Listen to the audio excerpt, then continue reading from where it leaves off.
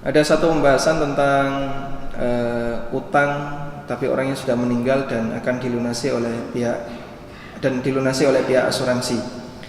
Ini bagaimana penjelasannya? Sudah selesai waktunya? 5 menit lagi ya. Baik.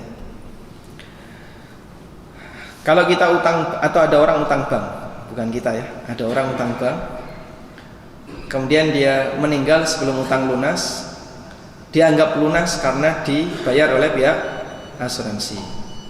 Baik, berarti di sini ada 3 pihak yang terlibat: nasabah, bank, lembaga asuransi. Karena ada 3 pihak yang terlibat, berarti ada 2 akad yang terjadi. Pertama, akad utang piutang antara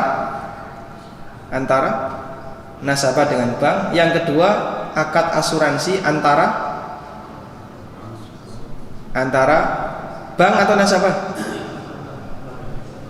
Antara nasabah atau bank? Nasabah. Dan akad asuransi antara nasabah dengan bank, dengan asuransi. Itu yang bayar nasabah, namun terkadang diinkludkan di cicilan. Nah, ada 2 akad di situ. Akad pertama, akad utang piutang. Ya, ini ada yang bermasalah, yaitu dari sisi ribanya. Akad yang kedua, akad asuransi. Nasabah membayar premi untuk bisa mendapatkan jaminan resiko utang. Baik, membayar premi yang sedikit, lalu dijanjikan jika bapak meninggal dunia sebelum utang lunas, maka utang bapak akan kami lunasi. 100 juta, preminya cuma 2,5 juta untuk asuransi. Nanti kalau bapak meninggal, sisa utangnya akan kami lunasi. Berarti di situ ada transaksi apa, Pak? Tapi kalau bapak utangnya lunas sampai sebelum meninggal, ya 2,5 juta nggak balik, hangus. Ini transaksi judi.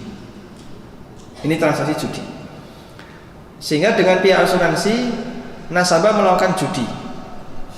Dia membayar nilai yang sedikit dan bisa mendapatkan nilai yang besar. Sebagai taruhannya adalah nyawanya. Ini transaksi apa? Judi. Berarti kalau ternyata judi itu menang, orangnya mati ya, berarti judinya menang. Ketika dia menang judi, dia mati menang judi, dapat misalnya yang baru dibayar 50 juta, dia dapat 50 juta, bayar 2,5 juta, dapat 50 juta. Dia dapat banyak. Hasil 50 juta ini halal atau haram? Kenapa haram?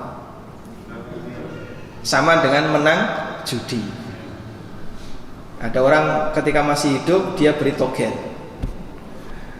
pinter dalam menulis nomor jitu, 5 angka tepat semuanya.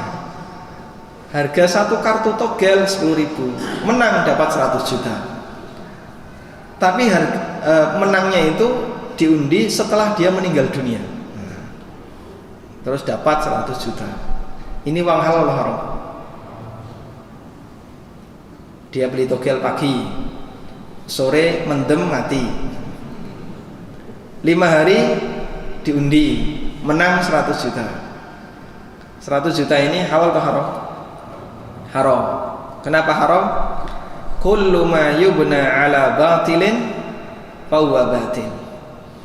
Semua hasil dari transaksi yang batil, maka hasilnya adalah batil. Semua transaksi yang batil, maka hasilnya juga batil. Karena itu di posisi ini, wallahu ta'ala alam, pelunasan yang diberikan oleh lembaga asuransi untuk utangnya adalah hasil yang batil, sehingga aslinya utangnya belum lunas. Misalnya pokok utang 100 juta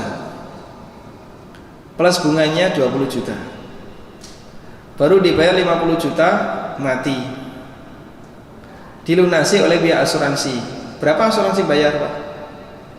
70. Uang 70 ini uang batil, bukan uang dia. Terus gimana, Pak? Berarti saya harus menyediakan 70 juta untuk saya kembalikan ke lembaga asuransi. Ya, sistem mereka menolak untuk itu, tidak bisa. Anda serahkan 70 juta, nggak bakalan diterima. Nah terus gimana?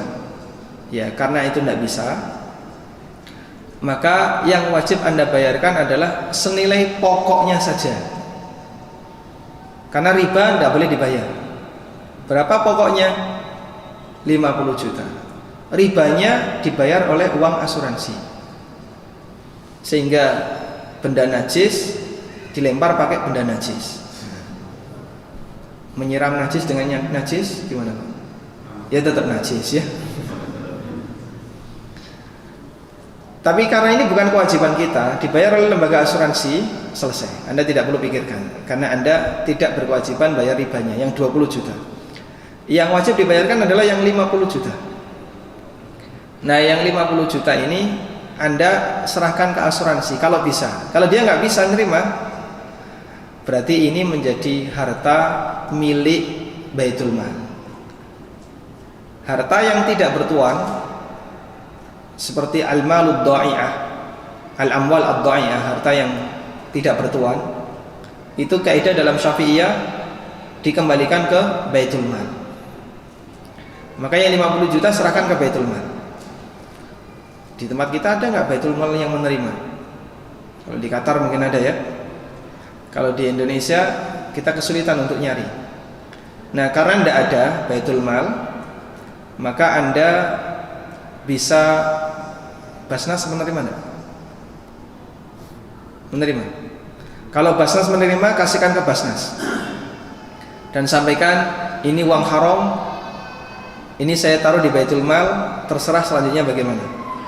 Kalau tidak bisa menerima, dana di Baitul Mal itu untuk kemaslahatan negara, maka Anda bisa langsung gunakan untuk kemaslahatan negara. Contohnya apa Pak? Contohnya untuk perbaikan fasum, itu kan balik ke negara ya, jalan, selokan, terus bangunan umum, itu balik ke negara. Kalau itu tidak mungkin, nah salah satunya bisa Anda gunakan acuan UUD 45. Salah satu pasalnya berbunyi orang fakir miskin dan anak terlantar dipelihara oleh negara. Nah, berarti kasihkan ke mereka. Mereka adalah orang-orang yang berhak untuk mendapatkan santunan dari negara, sehingga tidak naik dulu tapi langsung kita turunkan ke bawah. Paham ini? Wallahu ta'ala.